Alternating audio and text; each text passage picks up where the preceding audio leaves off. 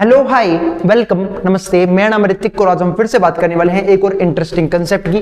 तो ये वीडियो उन बच्चों के लिए मोस्ट इंपॉर्टेंट होने वाली है जिनका सेमेस्टर फर्स्ट का एग्जाम होने वाला है। ठीक है, तो हमने एक सीरीज की शुरुआत करी थी, ठीक है, जिसमें हम बात करने वाले हैं बेसिक मैथमेटिक्स फॉर इकोनॉमिक्स के ऊपर, जिसके ऊपर कुछ वीडियोस जो फर्स्ट चैप्टर से रिलेटेड था वो मैं ऑलरेडी अपलोड कर चुका हूं। आज हम फिर से एक और इंटरेस्टिंग कंसेप्ट के ऊपर बात करने वाले हैं जहां पे हम लेसन नंबर 1 को खत्म कर देंगे, यानी कि नंबर सिस्टम की हमारी आखिरी वीडियो होगी। और इससे पहले कुछ इंपॉर्टेंट बातें, भाई जिसने अब तक पिछली वीडियो ना देखी हो उसका लिंक मैं टैब पे लगा दूंगा, क्योंकि उसका थोड़ा बहुत कंसेप्ट इस वीडियो में भी यूज होगा। तो इससे पहले उम्मीद आप वो वाली वीडियो देख के आए होगे, ठीक है। और भाई कोशिश क्या करो क्या कि वीडियो को सीरीज वाइज देखो, भाई किसी भी कंसेप्ट किसी भी क्वेश्चन में कोई भी दिक्कत ना रह जाए। आई बात समझ में? तो चलो फिर देखते हैं और हमें क्या पढ़ना है इसमें, इस वीडियो में। तो सबको पता है कि रियल नंबर्स दो तरीके के होते हैं, एक होता है रैशनल नंबर, दूसरा होता है इरेशनल नंबर। यानी कि रियल नंबर के दो पार्ट होते हैं, रैशनल और इरेशनल। और बाकी जो नंबर आते हैं ना, जैसे कि whole number, natural number, integer, ये सब किसके पार्ट हैं? रैशनल नंबर के। ठीक है, तो हमने लास्ट वीडियो में बात करी थी decimal expansion of rational number, जो क्या था, या तो रैशनल नंबर के डेसिमल एक्सपेंशन टर्मिनेट कर जाएंगे यानी खत्म हो जाएंगे एक स्टेप के बाद, या फिर नॉन टर्मिनेटिंग रिपीटिंग होगा कि केस रिपीट हो रहा है। ठीक है, जिसके ऊपर हमने कुछ क्वेश्चंस भी किए थे, उम्मीद है आपने वाली वीडियो देखी होगी, नहीं देखी तो भाई कोई बात नहीं, इसको देख लो। ठीक है, तो अब बात कर रहा हूं मैं इरेशनल नंबर की। इस वीडियो में सिर्फ बात करनी है इरेशनल नंबर के बारे में और इसकी अलग अलग प्रॉपर्टीज के बारे में। तो इरेशनल नंबर का जो एक्सपेंशन है, मतलब डेसिमल एक्सपेंशन, वो होता है नॉन टर्मिनेटिंग नॉन रिपीटिंग। अब बात है भैया, इस बात का मतलब क्या है नॉन टर्मिनेटिंग नॉन रिपीटिंग? समझाता हूं।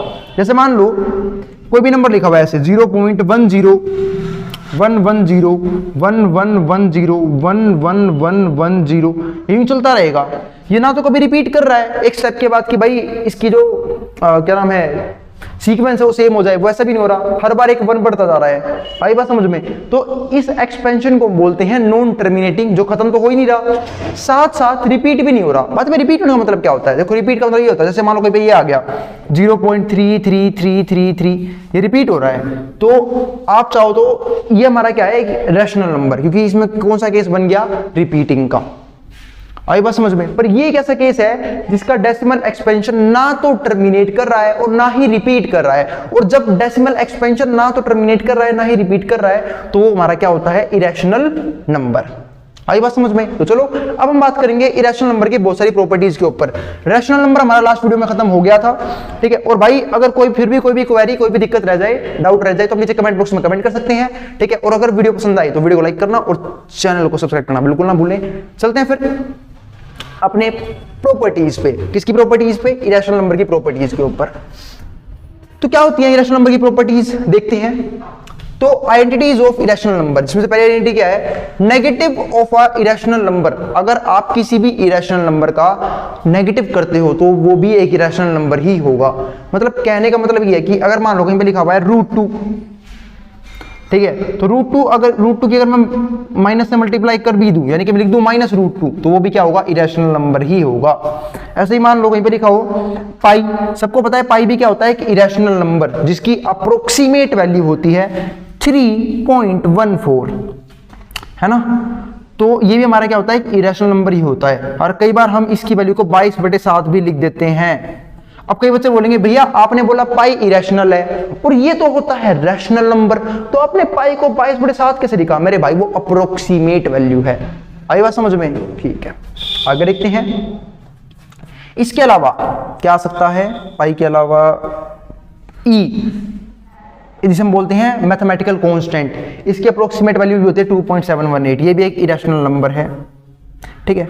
और जो नंबर रूट से बाहर ना आ पाए वो भी रैशनल ही होता है, जैसे कि √3, √5, √7, जो रूट से बाहर ना आ पाए, यानी कि किसी इम्परफेक्ट स्क्वायर का रूट नेगेटिव ही होता है और इरेशनल ही होता है, ठीक है। आगे देखते हैं। अब एक और बात यहां पर लिखी हुई है। तो पहले हमने क्या देखा कि अगर कोई नंबर इरेशनल है तो उसका नेगेटिव भी इरेशनल ही आएगा, ठीक है। फिर सेकंड प्रॉपर्टी क्या बोलती है? सम एंड डिफरेंस, रैशनल का और एक इरेशनल का, वो ऑलवेज एक इरेशनल रहेगा। सही बात है भाई। अगर आप एक रैशनल नंबर में एक इरेशनल नंबर को जोड़ते हो तो आपका आंसर इरेशनल ही आएगा। यानी कि 2 प्लस में √2 आप जोड़ ही नहीं पाओगे, ये इरेशनल है, जुड़ेगा ही नहीं, ये इरेशनल है। ठीक है, और ऐसे अगर मैं बात करूं 2 माइनस में √2, ये भी इरेशनल है। ठीक है, और ध्यान रखना √y नंबर सिर्फ √y नंबरों से जुड़ते हैं, वो भी अगर रूट सेम हो तो, यानी कि √2 जुड़ेगा 2√2 से, 3√2 से, 4√2 से, 5√2 से, 6√2 से। आप √2 और √3 भी नहीं जोड़ पाओगे। ठीक है, जोड़ सकते हो अगर पॉइंटों में निकालो तो। आई बात समझ में? बिना पॉइंटों में निकाले आप उसे सिंप्लीफाई नहीं कर पाओगे। आगे देखते हैं, तो सम एंड डिफरेंस ऑफ रैशनल और एक an irrational is always an irrational. ठीक है, प्रॉपर्टी खत्म। तीसरी प्रॉपर्टी, ठीक है, जो क्या होती है, सम प्रोडक्ट और डिफरेंस, कि भाई चाहे आप सम करो, चाहे आप मल्टीप्लाई करो, चाहे आप डिफरेंस निकालो, किसका, दो इरेशनल नंबर का। ठीक है, इज आइदर रैशनल और इरेशनल। इसका मतलब उसने बोला है कि अगर आप दो इरेशनल नंबर का सम, डिफरेंस या फिर मल्टीप्लाई करते हो तो वो रैशनल भी आ सकता है और इरेशनल भी आ सकता है। बिल्कुल सही बात बोल रहा है। जैसे मैं पहले सम से शुरुआत करता हूं, तो पहले हम सम को समझते हैं। तो अगर मैं सम करूं, सम किसका करूं, मैंने सम कर लिया √2 प्लस में √2, क्या आ जाएगा, √2 प्लस में √2 क्या होता है, 2√2। भाई एक चॉकलेट जमा में एक चॉकलेट, दो चॉकलेट, 2√2। तो √2 प्लस में √2 क्या हो जाएगा, 2√2। ये भी क्या है, इरेशनल ही है, क्योंकि इसके पास रूट वाला पार्ट है। आई बात समझ में? तो ये हमारा क्या हो गया, इरेशनल नंबर। सही बात बोल रहा था वो, इरेशनल भी आ सकता है। तो बातें भैया उसने तो यही बोला था कि भाई रैशनल भी आ सकता है। बिल्कुल भाई। अब मान चल तूने √2 में जोड़ दिया -√2, सब जानते हैं प्लस माइनस क्या होता है, माइनस। तो √2 में से √2 गया, कितना आंसर आ गया, 0 आ गया। और 0 क्या होता है, रैशनल नंबर। तो अगर आप दो नंबरों का सम करो चाहे डिफरेंस निकालो, दो इरेशनल नंबर का, तो वो रैशनल भी आ सकता है और इरेशनल भी आ सकता है। ये बात साबित कर दी मैंने। अब बात करते हैं मल्टीप्लाई की बात है भैया, अगर हम दो इरेशनल नंबर की मल्टीप्लाई करें, वो भी रैशनल और इरेशनल दोनों हो सकता है। बिल्कुल समझाता हूं अभी। जैसे मान लो तुमने कभी मल्टीप्लाई करी, किसकी मल्टीप्लाई करी, √2 मल्टीप्लाई में √3, तो क्या आंसर आएगा, सोचो, √2 इंटू में √3, ये हो जाएगा √6। ठीक है, मतलब हम इसको ऐसे सोल्व कर सकते हैं, √2 गुणा में 3, यानी कि अगर दोनों के ऊपर अपना अपना रूट है, दोनों का रूट हम सेम कर सकते हैं, यानी दोनों की छत जो है ना वो सेम कर देंगे। अब 3 गुणा में 2 कितना आ गया, 6, तो √6। और √6 क्या होता है, एक इरेशनल नंबर। ठीक है, तो ये तो था कि अगर आप दो इरेशनल नंबर की मल्टीप्लाई करो तो इरेशनल भी आ सकता है और रैशनल भी आ सकता है। रैशनल कब आएगा, जब तुम मल्टीप्लाई करोगे, √2 मल्टीप्लाई में √2 कर दो, √2 इंटू में √2। अगर रूट के अंदर सेम डिजिट है तो रूट से रूट कट जाता है, तो हमारा क्या आएगा, भी समझ लो, क्या लिखोगे तुम, √2 इंटू 2। अब समझेंगे दो तरीके हैं, ये तो समझ लो यार, रूट में जोड़े बाहर आते हैं, जोड़े नहीं तो मैं इस 2 को लिख सकता हूं, 2 इंटू 2 को 2 का स्क्वायर, उस स्क्वायर से रूट कट जाएगा, 2 बाहर आ जाएगा। तो अगर आप दो इरेशनल नंबर की मल्टीप्लाई करते हैं, वो भी same to same irrational number की, तो वो रैशनल में कन्वर्ट हो जाएगा। यानी कि √3 इंटू में √3 3, √5 इंटू में √5 5, √7 इंटू में √7 7, ठीक है, √9 इंटू में √9 9, ठीक है, √11 इंटू में √11 11। आई बात समझ में? तो ये था हमारे पास तीसरी प्रॉपर्टी। चौथी प्रॉपर्टी देखते हैं। उम्मीद है आपको सारी प्रॉपर्टी समझ में आ रही होगी। इसमें क्या लिखा है, product of a rational number with an irrational number. अगर आप एक रैशनल नंबर की मल्टीप्लाई एक इरेशनल नंबर से करते हो, ठीक है, इरेशनल नंबर से, तो आइदर अ रैशनल और इरेशनल। इसने ये बोला है कि प्रोडक्ट कर दो एक रैशनल नंबर की विद एन इरेशनल नंबर, एक इरेशनल नंबर से, तो आइदर अ रैशनल और इरेशनल, तो रैशनल भी आ सकता है और इरेशनल भी आ सकता है। बिल्कुल सही बात बोल रहा है। अब आते भैया, अगर हम एक रैशनल नंबर, मान लो रैशनल नंबर मैंने लिया 2, सपोज करो रैशनल नंबर ले लिया मैंने यहाँ पे 2 की मल्टीप्लाई कर दूं एक इरेशनल नंबर से, √2 से, तो कितना आ गया, 2√2। ये क्या है, इरेशनल नंबर। तो उसने सही तो बोला था कि अगर आप एक रैशनल नंबर की मल्टीप्लाई इरेशनल से करते हो तो आपका आंसर इरेशनल आ सकता है। तो बात है भैया, उसने रैशनल भी तो बोला है, अपना ये तो ला कर नहीं दिखाया, इरेशनल भी आ सकता है। सपोज करो मैं रैशनल में ले लूं 0 और इरेशनल में ले लूं कुछ भी, जो दिमाग में आ रहा नंबर वो यहां लिख लो इरेशनल में, ठीक है, √5 √7 √8 √9 कुछ भी लिख लो, 0 ही हो जाएगा। तो जब मैंने एक रैशनल नंबर की मल्टीप्लाई एक इरेशनल से करी तो मेरा आंसर क्या आ गया, 0 आ गया। ठीक है, और जो क्या होता है, एक रैशनल नंबर होता है। आई बात समझ में? तो इससे हमने क्या सीखा कि अगर आप एक रैशनल नंबर की मल्टीप्लाई इरेशनल से करते हो तो रैशनल भी आ सकता है और इरेशनल भी आ सकता है, दोनों केस को प्रूव कर दिया है।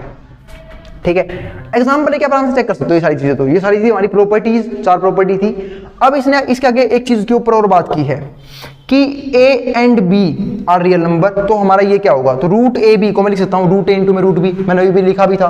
ठीक है, रूट ए बी का मतलब क्या होता है, उनके रूट हम अलग अलग कर सकते हैं, तो रूट ए इंटू में रूट बी। ऐसे ही अगर रूट ए प्लस में रूट बी ब्रैकेट में है, ऐसे ही रूट ए माइनस में रूट बी है, तो इसे क्या सोल्व करोगे। सुनो बच्चों, में एक प्रॉपर्टी होती थी, वो प्रॉपर्टी याद दिलाता हूं मैं एक बार फटाफट। ए plus b a minus B identity थी एक, ये आइडेंटिटी पढ़ी होगी आपने 6th-7th क्लास में। a plus b a minus b की मतलब अगर दो सेम नंबर जुड़ रहे हैं और वही दो सेम नंबर घट रहे हैं तो यहां पे हो जाता है a का स्क्वायर माइनस में b का स्क्वायर। तो बस तो यहाँ पे भी वही हो रहा है, a plus b a minus b. इसको देखो a की नजरों से, इसको देखो b की नजरों से, तो बस a plus b a minus b, तो a square minus b square. तो जब मैं करूंगा इसका स्क्वायर, तो रूट और स्क्वायर आपस में होते हैं इनवर्स फंक्शन, देखते ही कट जाएंगे। तो रूट से स्क्वायर गया, a बच गया। ऐसे ही माइनस में b का स्क्वायर यानी कि इसका स्क्वायर, तो स्क्वायर लगते ही रूट कैंसिल हो गया, सिर्फ b बच गया, आंसर आ गया। अगला देखो, रूट a प्लस में रूट b का होल स्क्वायर, ऐसे ही इसको इसे सोल्व कर लो, a प्लस बी का होल स्क्वायर, यही पढ़ा होगा आप लोगों ने जो बहुत छोटे से थे बचपन में, जब पढ़ा होगा ना, a प्लस बी का होल स्क्वायर। क्या होता है a प्लस बी का होल स्क्वायर, a का स्क्वायर प्लस में b का स्क्वायर प्लस में 2ab। तो बस सोल्व कर दो यहाँ पे। अब देखो जब स्क्वायर अंदर आएगा तो a का स्क्वायर इसका स्क्वायर, तो रूट हट जाएगा, a रह गया, क्योंकि स्क्वायर देखते ही रूट भाग जाता है। ठीक है, ऐसे ही b का स्क्वायर, तो रूट b का स्क्वायर क्या हो जाएगा, b प्लस में 2ab, तो 2 रूट ab। देखो जब 2ab सोल्व करोगे तो 2 a की जगह क्या है, रूट a, और b की जगह है रूट b। और अब यूज कर लो इस वाली प्रॉपर्टी हो, पहले वाली हो। देखो अगर रूट अलग अलग है तो मैं उसे एक कर सकता हूं, तो रूट ab आ गया ये वाला फॉर्मूला। ऐसे ही अगले में क्या है भाई, मल्टीप्लाई करनी है, तो अब इसकी मल्टीप्लाई इससे भी करोगे, इसकी इससे भी करोगे। जब मैं इसकी इससे करूंगा तो ac हो जाएगा, रूट ac। जैसे याद है ना, अभी मैंने एक सवाल सोल्व किया था, रूट 2 इंटू में रूट 3 कितना आया था, रूट 6, 2 गुणा में 3 मल्टीप्लाई हो जाएगी, रूट के अंदर एक ही था के। तो भाई तो रूट a इंटू में root c root ac, root a into में d रूट ad, और b जब c से करूंगा तो रूट b इंटू में रूट c रूट bc, और रूट b इंटू में रूट d रूट bd हो गया। नीचे वाले क्वेश्चन में देखो, इसके जब इससे करूंगा तो रूट a इंटू में रूट c रूट ac, जब इसके से करूंगा तो रूट माइनस, देखो अभी ध्यान से देखना, ये प्लस का है, जब सिंबल कुछ ना लगाओ तो प्लस का होता है, तो ये प्लस का है और ये माइनस का है, तो रूट a इंटू में रूट d क्या हो जाएगा, रूट ad माइनस का। लेकिन जब इसके से करूंगा ये भी पॉजिटिव है, यही पॉजिटिव है, तो रूट b प्लस में और मल्टीप्लाई में रूट c, तो क्या हो जाएगा root bc, plus minus minus root b into में रूट d क्या हो जाएगा रूट bd, वही माइनस का, क्योंकि प्लस माइनस क्या हो जाएगा माइनस। तो ये कुछ क्वेश्चंस थे, मैंने ये भी देख लिए। इसके बाद एक सिंपल सा टॉपिक आता है जिसको हम बोलते हैं रैशनलाइजेशन। बताइए भैया रैशनलाइजेशन का मतलब क्या होता है, समझते हैं मेरे भाई। रैशनलाइजेशन का मतलब होता है कि भाई नीचे रूट नहीं रहना चाहिए, नीचे रूट नहीं रहना चाहिए, तो यानी कि नीचे से हम रूट हटाएंगे। नीचे रूट कहां से, देखो नीचे यहाँ पे रूट लगा हुआ है, ये लगा हुआ है नीचे रूट, तो नीचे से रूट हटाना है हमें, इसे हम बोलते हैं रैशनलाइजेशन। तो करते कैसे रैशनलाइजेशन, बहुत सिंपल होता है मेरे भाई। जो भी नीचे नंबर है ना, इसी से मल्टीप्लाई कर दे और इसी से डिवाइड कर दे, यानी कि रूट 2 से मल्टीप्लाई और रूट 2 से डिवाइड। अब रूट 2 गुणा में 1 कितना हो जाएगा रूट 2, और नीचे रूट 2 गुणा में रूट 2। अभी एक बात समझाई थी कि अगर रूट के अंदर सेम डिजिट है मल्टीप्लाई में तो रूट से रूट कट जाता है, यहां पे सिर्फ 2 बच जाता है। ऐसे ही यहां पे, ठीक है ना, रूट 2 इंटू में 1 क्या हो जाएगा, ऊपर तो रूट 2 लेकिन नीचे रूट 2 इंटू में रूट 2, रूट से रूट कट गया, 2 बच गया, तो रूट 2 बाय में 2 ये हमारा आंसर है। अब ऐसे ये 1 बाय रूट 3, इसमें वही कर दो, रूट 3 से मल्टीप्लाई रूट 3 से डिवाइड, तो क्या आंसर आएगा रूट 3 इंटू में 1 रूट 3, और नीचे रूट 3 इंटू में रूट 3, रूट से रूट कट जाएगा, क्या बच जाएगा 3। ऐसे ही 1 बाय रूट 5 है, फिर से वही रूट 5 से मल्टीप्लाई रूट 5 से डिवाइड, ऊपर क्या बचेगा रूट 5 इंटू में 1 रूट 5, और नीचे रूट 5 इंटू में रूट 5, कितना आ गया सिर्फ 5, क्योंकि रूट से रूट कट जाएगा, ठीक है 5 बच जाएगा, तो रूट 5 अपॉन में क्या बच जाएगा हमारे पास 5। ठीक है, अब ये क्वेश्चन आ गया, ये थोड़ा सा हल्का सा इंपॉर्टेंट है, ठीक है, ये करवाऊंगा एक बार इन क्वेश्चन की प्रैक्टिस, जब एक बार सब मिटा दो समझा के उसके बाद करवाऊंगा। अब हम समझते हैं डिविजिबिलिटी रूल को, देखते हैं डिविजिबिलिटी रूल क्या होता है। तो डिविजिबिलिटी रूल का सिंपल सा मतलब ये होता है, ये क्या लिखा हुआ है रूल्स, डिविजिबिलिटी रूल्स का मतलब ये होता है कि भाई देखो, कई बार है ना एग्जाम में बहुत बड़ा क्वेश्चन आ जाता है और आपको पता करना है कि वो जो नंबर है, वो कोई बहुत बड़ा नंबर आ गया, वो किससे डिवाइड होगा, तो अब तुरंत कैसे पता लगाओगे वो नंबर किससे डिवाइड होगा। तो इसके लिए हम याद रखते हैं डिविजिबिलिटी रूल, कुछ बेसिक से डिविजिबिलिटी रूल होते हैं जिसको अप्लाई करके आप तुरंत पता कर सकते हो कि वो नंबर उससे डिवाइड होगा पूरा पूरा या नहीं होगा। जैसे मान लो डिवाइड बाई 2 के लिए क्या रूल है कि अगर किसी भी नंबर के पीछे लास्ट में 0 हो, 2 हो, 4 हो, 6 हो, 8 हो, मतलब अगर कोई भी कितना बड़ा नंबर आ जाए लेकिन अगर उसके लास्ट में इनमें से कोई सा नंबर है तो पक्का 2 से डिवाइड हो जाएगा। कोई सा आंधी तूफान उसे आके रोक नहीं सकता 2 से डिवाइड होने से। आई बात समझ में। ऐसे देखो डिविजिबिलिटी बाई 3 के लिए क्या रूल है, ठीक है, अगर कोई भी नंबर, ठीक है, मान लो कोई भी सपोज कोई नंबर है, ठीक है, उनके डिजिट का सम कर लो, अगर उनके डिजिट का सम 3 से कट गया तो पूरा नंबर 3 से कटेगा। ऐसे मैं आपको एग्जांपल देता हूं, सपोज करो मैं कोई नंबर लेता हूं, अब नंबर कहां लूं, प्लॉट खाली नहीं है मेरे पास, नंबर लेते हैं हम 729। अब देखो इन सबका डिजिट का सम कर लो, 9 और 2 11, 11 और 7 18। क्या 18 3 के पहाड़े में आता है? बिल्कुल आता है। तो बस ये नंबर पूरा 3 से कट जाएगा। देखो काट के 3 के पहाड़े में 7 आएगा नहीं, 6 आएगा 2 पे, 1 रह गया, 12 लूंगा, 12 आएगा 4 पे, ठीक है। अब क्या बच गया, ये तो 0 हो गया, 9 आ गया ऊपर से, 9 आएगा कितने पे, 3 पे, ये आंसर आ गया। कट तो गया ही ये। भाई बात समझ में। तो मैं कहना ये चाह रहा था कि a number is divisible by 3 if the sum of digit divide by 3, अगर डिजिट्स का सम 3 से डिवाइड हो जाए तो। डिविजिबिलिटी बाई 4 बहुत इजी होता है, अगर लास्ट के 2 डिजिट किसी भी नंबर के, ठीक है, लास्ट के 2 डिजिट अगर 4 के पहाड़े में आ रहे हैं, मतलब 4 के पहाड़े से कट रहे हैं, 4 से कट रहे हैं, तो पूरा नंबर 4 से डिवाइड हो जाएगा, ठीक है। बाई 5 का तो इजी है, लास्ट वाला नंबर जो है ना, यूनिट डिजिट जिसे हम बोलते हैं, जो वंस प्लेस पे है, वो या तो 0 हो या 5 हो। अगर वंस प्लेस पे 0 और 5 मौजूद है तो नंबर पक्का 5 से कटेगा। 6 के लिए बहुत सिंपल है, ठीक है, अगर नंबर 2 और 3 से कट रहा है तो पक्का 6 से कटेगा। अगर नंबर 2 और 3 से कट रहा है तो वो पक्का 6 से कटेगा। 7 का जरूरत नहीं है तुम्हें याद करने की, 8 का समझा देता हूं।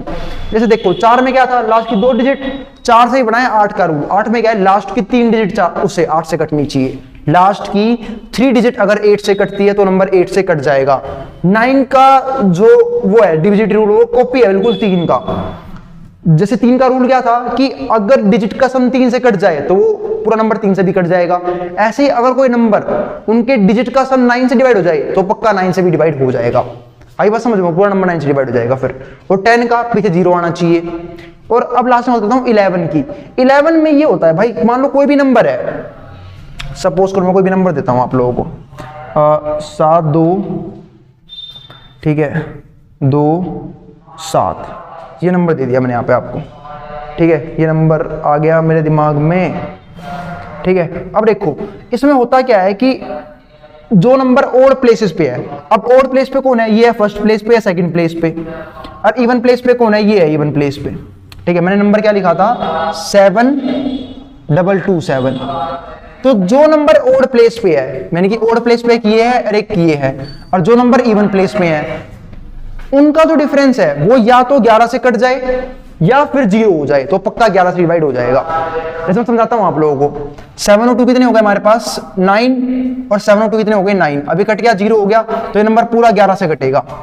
यानी कि ओड प्लेस का, ठीक है, यानी कि ओड प्लेस पे जो डिजिट है उनका सम, और जो इवन प्लेस पे डिजिट है उनका सम, ठीक है, सम बोल रहा हूं, डिफरेंस या तो 11 के पहाड़े में आता हो या फिर 0 आता हो, तो पक्का 11 से कट जाएगा। जैसे यहाँ पे डिफरेंस क्या आ गया था, 0 आ गया था, ये पक्का 11 से कट जाएगा। इसे काट के देख लेना इसे बाद में आराम से।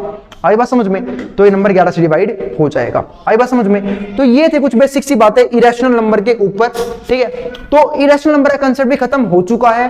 रैशनलाइज जो टॉपिक था उसमें कुछ क्वेश्चंस बाकी रह गए हैं, ठीक है। क्वेश्चंस की बात मैं करूंगा इससे अगली वीडियो में।